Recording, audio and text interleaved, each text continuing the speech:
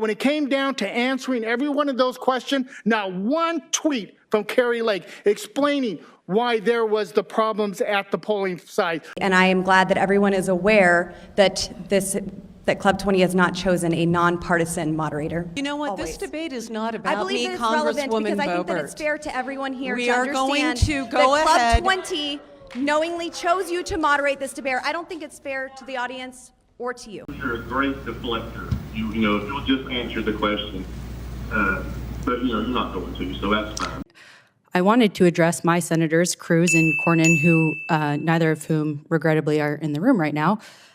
But I would like for them to know that what happened to me, I think most people in this room would agree, was horrific. I nearly died on their watch. Furthermore, as a result of what happened to me, I may have been robbed of the opportunity to have children in the future. And it's because of the policies that they support. You're a QAnon conspiracist. You like the Boogaloo Boys. You all up in all of Sir, you're lying. These are all lies. I don't know what kind of news you're watching, but you're paying attention to the fake news.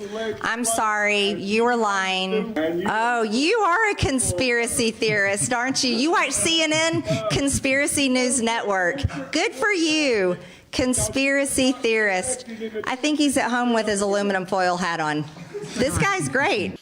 Just because you don't like the results of the election doesn't mean there's fraud and corruption and all that stuff. The fact is, I think our job, at least for me, is to give the voters the truth. It's to tell them exactly what has happened.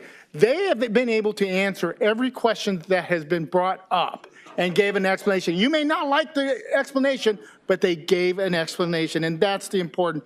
It's to be able to stand up and tell the voters and the taxpayers across Maricopa County and this state the truth. I did answer your question. I did answer your question. You're not accepting my answer. I still have trouble understanding what you consider you're doing for the 14th district. All I see you doing is you're running around the country with Matt Gaetz, all these different things Really? outside of the state of Georgia. Done. Maybe you don't understand government process. You see, our country is Democrat controlled right now. You're just trying to get more attention, Marjorie. That's not attention. That's called transparency for the people. And it doesn't matter if you're not Nancy Pelosi, because when you get there, if she's speaker, you work for her. I'm Adam Frisch. I'm not Nancy Pelosi. I'm Adam Frisch. I'm not Nancy Pelosi.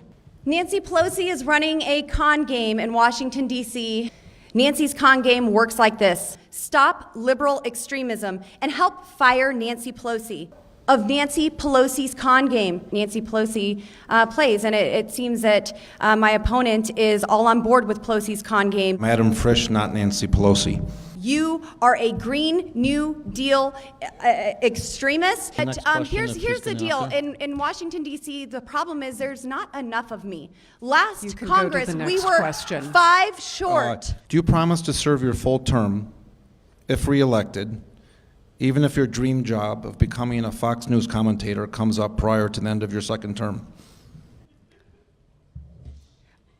I don't think that's my dream job. My dream job is actually just being a mom of 4 boys and raising my goats. Blaming this all on the women. My body is my body, and I don't want the government telling me what I can do with my body. Ma'am, are you having children anytime soon? That's my question. I'm asking a legitimate question. Okay, we're back without Marjorie Taylor Greene. You all ran her off. She's gone. Yeah, why'd you do that? She's gone.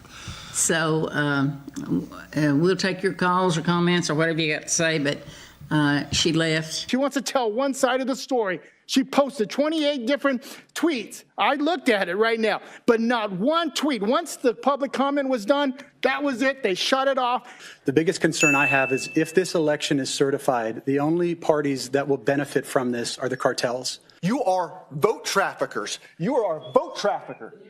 Flagrant. Criminal. Every single one of you ought to be ashamed of how Arizona is now the laughing stock of the nation because Maricopa County is inept. And that's all they want their supporters to know. They don't want to let the voters know the truth. And that's what's so frustrating about this. Our elections were safe, secure, accurate. Everyone had the right to exercise the most fundamental right they have, the right to vote. And when you have folks that are throwing rocks at the system, but not wanting to tell the voters the truth, that's unconscionable. Shame on her. My name is Amanda Zarowski, and I'm here to tell you a little bit about my experience with the Texas abortion bans. About 8 months ago, I was thrilled to be cruising through the second trimester of my first pregnancy. I was carrying our daughter, Willow, who had finally, blissfully been conceived after 18 months of grueling fertility treatment. My husband, Josh, and I were beyond thrilled. Then, on a sunny August day, after I had just finished the invite list for the baby shower my sister was planning for me, everything changed. Some unexpected symptoms arrived, and I contacted my obstetrician to be safe and was surprised when I was told to come in as soon as possible. After a brief examination, my husband and I received the harrowing news that I had dilated prematurely due to a condition known as cervical insufficiency. It was clear that this was not a question of if we would lose our baby, it was a question of when.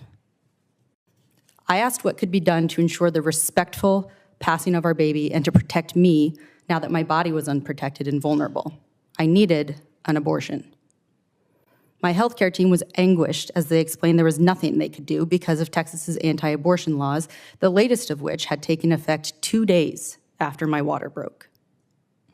It meant that even though we would, with complete certainty, lose Willow, my doctors didn't feel safe enough to intervene as long as her heart was beating or until I was sick enough for the ethics board at the hospital to consider my life at risk. I shouldn't have had to wait in anguish for days for the inescapable ill fate that awaited. But this was August 2022 in the state of Texas, where abortion is illegal unless the pregnant person is facing a life-threatening physical condition aggravated by, caused by, or arising from a pregnancy. People have asked why we didn't travel to a state where the laws aren't so restrictive. But we live in the middle of Texas, and the nearest sanctuary state is at least an 8-hour drive. Developing sepsis, a condition that can kill in under an hour, in a car in the middle of the West Texas desert or on an airplane, is a death sentence. And it's not a choice we should have even had to consider in the first place. So all we could do was wait. I cannot adequately put into words the trauma and despair that comes with waiting to either lose your own life, your child's, or both. For days, I was locked in this bizarre and avoidable hell. Would Willow's heart stop, or would I deteriorate to the brink of death? The answer arrived 3 long days later. In a matter of minutes, I went from being physically healthy to developing a raging fever and dangerously low blood pressure. My husband rushed me to the hospital, where we soon learned I was in septic shock, made evident by my violent teeth chattering and incapacity to even respond to questions.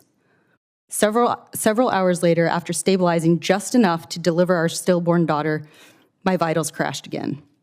In the middle of the night, I was rapidly transferred to the ICU, where I would stay for 3 days as medical professionals battled to save my life.